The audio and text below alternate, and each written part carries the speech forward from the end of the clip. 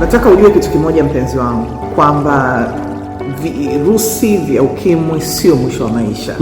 Yaani, na najua haya maneno umeshayasikia kwa watu wengi sana, wamekuwa wakiwa wanaelezea na kuongea, lakini niko hapa kukuambia alichokikusudia adui kwenye maisha yako hakiwezi kuwa na hakitakuwa katika jina la Yesu. Amen. Kile kitu ambacho Mungu amekupangia, ishi ukijua kitatokea kwa jina la Yesu.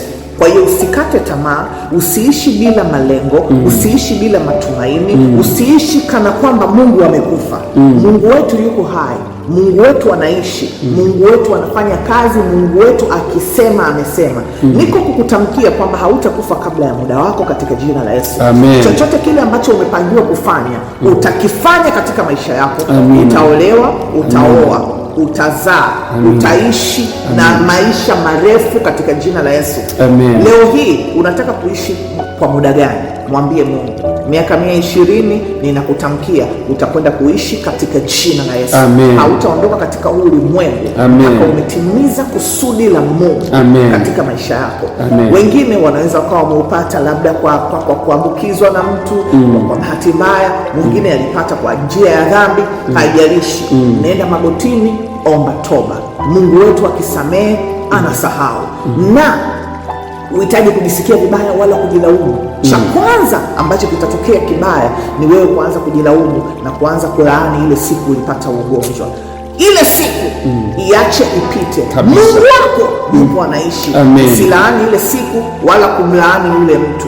Jisamee, anza upya. Mimi kuna watu ninawajua wanaoishi na VVU mwaka wa 50.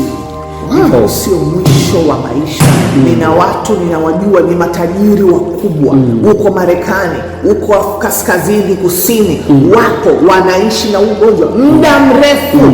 So long as unafuata masharti, usisahau kunywa dawa, usisahau kuishi maisha yanayompendeza Mungu, usisahau kunywa maji mengi, usisahau kujipenda, usijisahau na ukaanza kuwa depressed. Ngozi yako hakikisha inakuwa nzuri, paka mafuta vizuri, paka, yani be yourself and be okay, kwa sababu wewe na mimi hatuna tofauti kabisa.